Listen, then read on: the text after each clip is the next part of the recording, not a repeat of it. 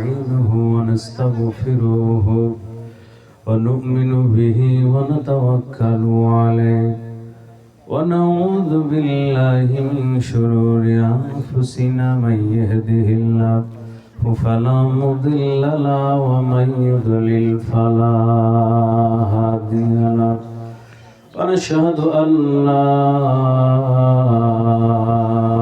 إله إلا الله وحده لا شريك له ونشهد أن سيدنا وحبيبنا ومولانا محمدا عبده ورسوله الذي أرسله بالحق بشيرا ونذيرا وداعيا إلى الله بإذنه وسراجا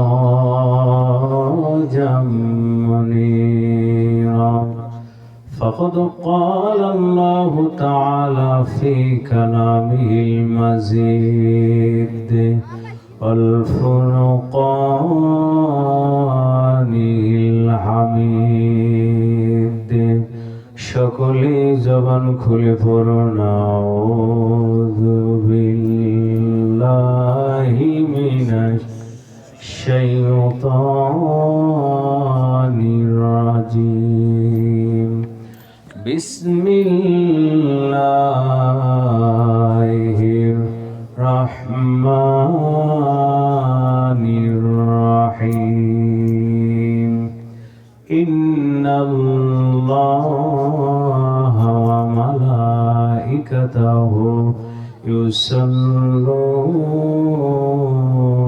আলান নাবী ইয়া আইয়ুহাল্লাযীনা আমানু সাল্লু আলাইহি ওয়া সাল্লিমু তাসলিমা আল্লাহুম্মা সাল্লি বিটটা একটু কমাবো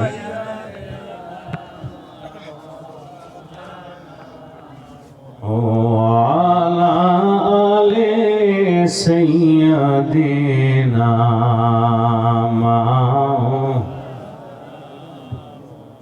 اللهم صل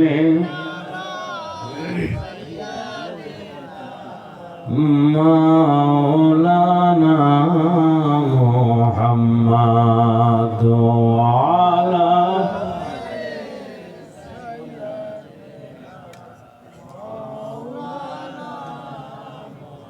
নবীর প্রেমিক যারা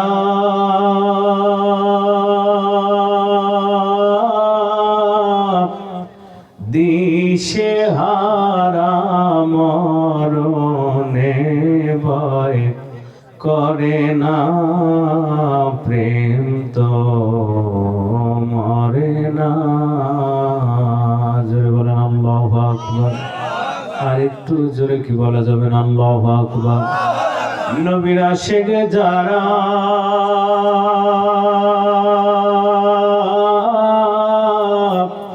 দিশে হারা মরণে ভয় করে না প্রেম তো মরে না প্রেম কইরাছে আয়ব নবী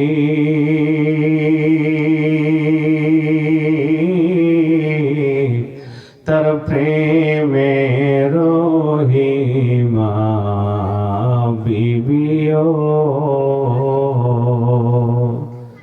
প্রেম কইরাছে আয়ব নবী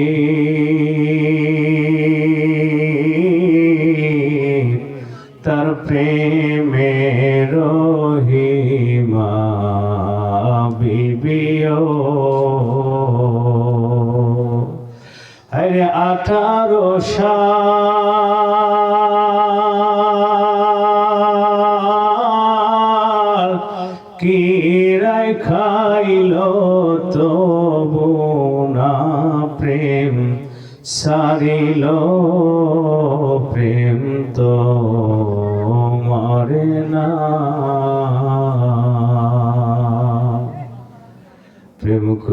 কাছে জালালউদ্দিন ৭৫ বার পাইল নবীরে। হায়রে তুমি একবার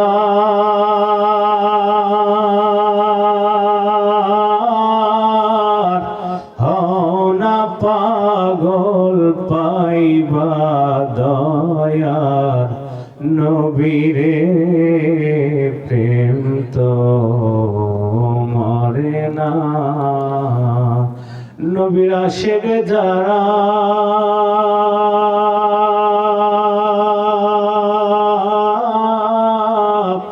দিশে হারা মরণে ভয় করে না।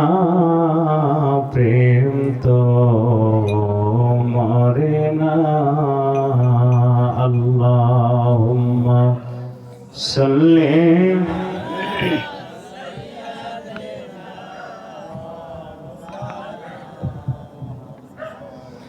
ওয়ালা আলি সাইয়্যিদিনা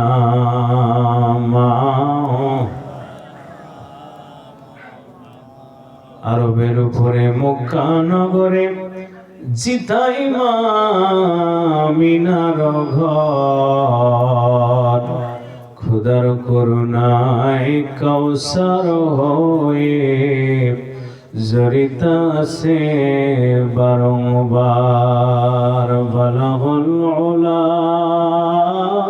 বিকামালিহি কশফাদ দুজা বিজমালিহি হাসিনাত জামিউ খিসালিহি সাল্লু আলাইহি ওয়া আলিহি। আলহামদুলিল্লাহ, আলহামদুলিল্লাহ। সেই মহান মালিকের দরবারে শুকরিয়া জ্ঞাপন করি, যেই মহান মালিক আমাদেরকে আজকে এই তাফসিরুল কোরআন মাহফিল রাজমান চরপাড়া উত্তরপাড়া জামে মসজিদের উন্নতি কল্পে আজকের এই বিরাট ইসলামী জালসায় আসার বসার সুযোগ যেই মহান রব করে দিয়েছেন, সেই মহান মালিকের দরবারে শুকরিয়া জ্ঞাপন করি সকলে বলে আলহামদুলিল্লাহ। আমরা কি সকলেই এখানে বসতে পেরে খুশি না বেজার? একটু জোরে বলেন, খুশি না বেজার?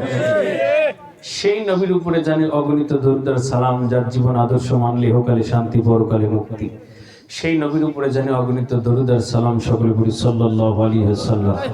সম্মানিত ভাইয়েরা আমার, সর্বপ্রথম শুভেচ্ছা জ্ঞাপন করছে আজকের জালসার সম্মানিত সভাপতি সাহেব জনাব আব্দুর রব খালিদ মিঠু, সমাজ উন্নয়ন কর্মকর্তা ঠাকুরগাঁও। আজকের জালসার সহ সভাপতি বিন্দু, আজকের জালসার বিশেষ অতিথি, সম্মানিত অতিথি, আজকের জালসার আমন্ত্রিত ওলামায়ে কিরাম, সম্মুখে বসা দিনদার পরহেজগার ভাই বাবাজিরা, সকলের প্রতি আমার সালাম। আসসালামু আলাইকুম ওয়া রাহমাতুল্লাহি ওয়া বারাকাতুহু। আপনারা সবাই ভালো আছেন? সবাই ভালো আছেন? শীত লাগছে? আজকে একটু ঠান্ডা বেশি। শীতের দিন শীত থাকা ভালো, আবার গরমের দিনে গরম থাকা ভালো। তবে যে ভোল্টেজে গরম পড়ে সহ্য করাও কঠিন, নাকি কোন? যখন গরম পড়ে তখন গরম সহ্য হয় না, আবার যখন শীত হয় তখন আবার শীতও সহ্য করা কঠিন। আল্লাহ পাক বললেন, ইনসানকে আমি তৈরি করেছি দাঈফা, কি করে?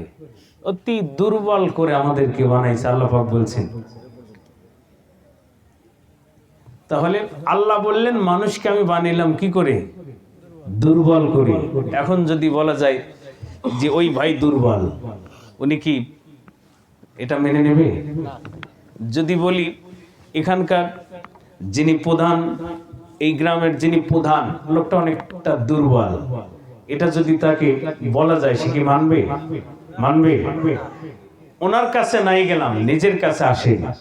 যদি আমি বলি যেখানে ভাই বসে আছে ভাইটা অত্যন্ত দুর্বল, এখন যদি সহানুভূতি নিয়ে বলি সেটা আলাদা কথা। আর যদি তা নয় কোলে তাহলে একটা চাপার উপরে আগে দেই দেখি আসলে দুর্বল নাকি সাবাল। যেরকম কথা ঠিক কিনা? আমরা মানুষ, আল্লাহ পাক বললেন আমাদেরকে আল্লাহ তৈরি করেছে কি করে? দুর্বল করে। কিন্তু যখন একটা চেয়ার ধরেন এই চেয়ারটাই আমি বসেছি, তখন মনে করি যে মনে সারা জীবন চেয়ার নষ্ট হতে পারে, আমার ক্ষমতা যাবে না, এরকম চিন্তা ভাবনা আছে না নাই? কথা বুঝতে পারছেন না? চেয়ারে ঘুণ ধরতে পারে, পোকা লাগতে পারে, কিন্তু আমার আপনার জীবনে কি পোকা লাগবে? লাগে? আমাদের পোকা তো দেখা যায় না, যায় কি? এখানকার পোকা যখন কাটবে ভিতরে একটা আওয়াজ আসবে, এর একদিন ক্ষয় আছে, কিন্তু আমাদের কোনো ক্ষয় নাই। তার কারণ আমরা 2030 সাল পর্যন্ত আসি, হয়তো মাহফিলে ভরছি আর উঠবো না। কিন্তু আসলে নিয়ত আপনার থাকতে পারে, বক্তা তো থাকবে না। বক্তা যদি থাকে মাইক নিয়ে চলে যাবে যে 30 সাল পর্যন্ত আমি নাই, কিন্তু নিয়ত করে বসলাম যে আমি 30 সাল পর্যন্ত আসি। আসলে 30 সাল তো কারোর বাপ দাদার পৈতৃক সম্পদ নয়। সুতরাং অযথা নিয়ত করার কোনো প্রশ্নই ওঠে না, কোনো যুক্তি আসে না। আল্লাহ বললেন তোমাকে দুর্বল করেছি। এখন এটা তুমি যত বীর পুরুষ হও, এখন তুমি একটু গায়ের কাপড়টা খুলে পুকুরে তুমি গোসল করে দেখো তুমি কত বড় পুরুষ। যেরকম কথা ঠিক কিনা? মুখ দিয়ে যাই বলি তুমি করে দেখাও, তুমি যদি করে দেখাতে পারো তাইলে না ধরলাম যে তুমি মোটামুটি আসো। এখন তুমি হয়তো গোসল করে উঠে আসলে, আল্লাহ পাক তোমাকে যদি 2-4-5 বার তোমার থেকে যদি বমি হয়, তোমার এমনিতেই তুমি বুঝতে পারবে যে আমি কয় নাম্বার পুরুষ। কথা কি বুঝতে পারছি? যদি 2-4 বার পাতলা পায়খানা হয়, তাহলে সে বুঝতে পারবে যে শরীর শক্তি কাকে বলে। ভুল বললাম? একজন মানুষ যার গায়ের চামড়াটা ঢিলা হয়ে গেছে, জুলজুলে হয়ে গেছে, এই মানুষটা আমাদের যাদের গায়ের চামড়া এখনো টান, নওজোয়ান পালোয়ান যারা, তারা বুঝতে পারে না যে এই গায়ের চামড়া ঢিল হয়ে গেলে শুধু গায়ের চামড়া ঢিল হয় না, সারা শরীরের শক্তি এরকম করে ঢিল হয়ে যায়। আমরা মনে করি যারা নওজোয়ান যে আমাদের গায়ের চামড়া এরকম ঢিল হবে না, আসলে হবেও না। তার কারণ অত পর্যন্ত যাওয়ার সৌভাগ্য আবার আল্লাহ রাখলেই তো। এর কারণ হলো এখন দেখবেন ফজর নামাজের আগে বা পরে মানুষ রাস্তা দিয়ে হাঁটে ডায়াবেটিসের জন্য। হাঁটে কিনা? হাঁটে। তারপরও ডায়াবেটিস কি নিয়ন্ত্রণে আছে না? বাড়তেছে। কি জন্য বাড়ে? এত মানুষ কন্ট্রোল করে চলে। বললো আমি সকালে ভাত খাই না, 2টো রুটি খাই, দুপুরে করলে 1 মুঠো ভাত খাই, আর রাত্রিবেলা করলে 2টো খাইনি, 1টা খাই। ডাক্তার বলেছে খবরদার 2টো খাওয়া যাবে না। কয়টা? 1টা। এত কিছু মানার পরে তারও পিছন থেকে ডায়াবেটিস কখনোই সরে না। আর বিগত দিন আপনি আজ থেকে 30 বছর, 20 বছর, 50 বছর আগে আপনি একটু তাকায় দেখেন, যারা দুনিয়ার থেকে চলে গেছে বা আছে, এই মানুষগুলো আমাদের দাদা যারা ছিলেন বা আমাদের দাদি ছিলেন, আমাদের পূর্বপুরুষ যারা ছিলেন, তাদের কি ডায়াবেটিস কোনোদিন ধরেছে? কোনোদিন ধরেছে? বলেন তো কি জন্য ধরেনি? তারা কি হাঁটছে এরকম? তার কারণ হলো আমরা দেখেছি ধান সিদ্ধ করতো, তখন ছোট ছোট একটা পাত্রে ধান সিদ্ধ করতো, পাতিলি। এটাতে করতে দেখা যায় সারা রাত অতিক্রম করে দিতে হতো ধান সিদ্ধ করার জন্য। খারাপ লাগতেছে ভাই? তারা সারা রাত এই ধান কিরকম করে সিদ্ধ করতো, সকালবেলায় আবার রোদে এটা শুকাইতো, যার উপরে দিত, ওটাকে আবার পরিষ্কার করে পরিচ্ছন্ন করে ওর উপরে ধান বিছায় দিত।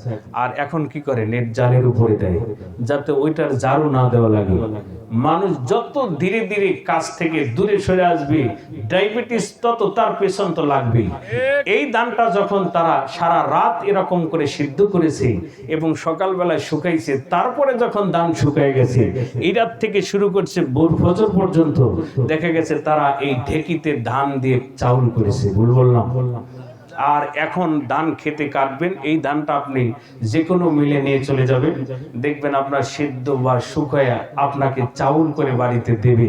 এখন এইটা আর আপনার এই ঝাড়ু দিতে হবে না, এটা সরাসরি আপনি নিয়ে রাইস কুকারে চুলায় যায় না, তার কারণ ওখানে আবার বিপদ আছে, এই চুলার ধোঁয়া আবার চোখে লাগবে, এটা তো আছেই। এরপরে যদি ডাক্তার কোন রকম বলে যে বৌমার পেটে বাচ্চা আছে বা বাচ্চা আসবে চিন্তা ভাবনা হচ্ছে যে এরকম লক্ষণ দেখা যাচ্ছে বাচ্চা আসবে, ডাক্তার বলে দিয়েছে মা আমার আর কোনো কাজ করা যাবে না, তাইলে যাও 3 তলার উপরে যা বসে আছে, পা দুটো দিয়ে দেখেন এরকম করে দিয়ে মনে হচ্ছে এই বাড়ির গিন্নি ওই নিজেই, যেরকম কথা ঠিক কিনা? আর বুঝাচ্ছে মা আমার পেটে বাচ্চা, ডাক্তার বলেছে যে আমার কোনো কাজ করা যাবে না। বুঝাচ্ছে কাকে? শাশুড়িকে। এখন শাশুড়ি কি আসলেই কোন সন্তান জন্ম দিয়েছে? দিয়েছে কি? কথা বলেন, দিয়েছে? তাইলে শাশুড়িকে যখন বৌমা বলে মা আমার পেটে বাচ্চা, ডাক্তার বলেছে কোনো কাজ করা যাবে না, তাইলে তোকে কি ঘোড়ার ডিম দেখানোর জন্য এই বাড়িতে আনছে? কি জন্য? সেও তো একদিন এই বাড়ির পুত্রবধূ হয়ে এসেছিল। তুই যেরকম চেয়ারের উপরে বসে তুই আরাম আয়েসে বাচ্চা পেটে এসেছে বা আসবে, এখন থেকেই তুই চাঙ্গের উপরে বসে আছিস। আর এই মানুষগুলো যাকে বুঝাচ্ছিস সারা রাত ঢেকিতে তারা ধান দিয়ে চাল করেছে, এই জন্য তোমার সকাল থেকে শুরু করে আপনার 9টা 8টা পর্যন্ত তাকে হাঁটতে হয়। আর যারা ঢেকিতে সারা রাত ধান দিয়ে চাল করেছে তাদের কোনোদিন ডায়াবেটিস তাদের কাছেও যেতে পারে নাই। চিল্লা বলেন কথা ঠিক কিনা? আর আজকে যেই মানুষগুলো পেটে বাচ্চা আসার থেকে শুরু করে ঘরের উপরে বসে আছে, পায়ের উপরে পা দিয়ে শাশুড়িকে কাজে বাতাচ্ছে, কাজের আদেশ করছে, এই মানুষগুলো এত কিছু মানে তারপরে আপনার সিজার ছাড়া বাচ্চা দুনিয়াতে আসে না। যেরকম কথা ঠিক কিনা? এর কারণ কি? আল্লাহ পাক বললেন আমি মানুষকে দুর্বল করে দুনিয়ার জমিনে পাঠিয়ে দিয়েছি, কিন্তু আমরা মানুষ আজকে মনে করি আমরাই দুনিয়ার সব থেকে বড়, কারণ আমার টাকা পয়সা অর্থ সম্পদ গ্রামের মধ্যে দেশের মধ্যে এলাকার মধ্যে আমার থেকে বড় আর ক্ষমতাশালী কেউ নাই, আমার গোষ্ঠীর মতো গোষ্ঠী আর এই গ্রামে নাই। সুতরাং আপনি একজন নিরীহ মানুষের উপরে যে কোনো সময় অন্যায় অত্যাচার জুলুম নিপীড়ন আপনি তার উপরে চালা দিচ্ছেন, মসজিদে আগার কাতারে যায় নামাজ আদায় করছেন, সকালবেলায় রাস্তা দিয়ে হাঁটছেন আর তাসবিহ টিপছেন, মানুষকে দেখাচ্ছি 2বার 5বার হজ করেছি, আমার মুখের দাড়ি সাদা হয়ে গেছে, আজকে আমি মসজিদের আজকে সভাপতি হয়েছি বা আমি এই গ্রামের মুরব্বী মাতুব্বর হয়েছি। আপনার হাতেই যদি কোনো ক্ষমতা যায় ওই ক্ষমতা অপব্যবহার করবেন, যখন একটা নিরীহ মানুষকে আপনি সুযোগ পাবেন আপনার অত্যাচার তার উপরে প্রয়োগ করতে, এক চুল পর্যন্ত আপনি ভাবেন এরকম লোক আছে না নাই? চিল্লা বলেন আছে না নাই? তাহলে আল্লাহ পাক বললেন আমি মানুষকে তৈরি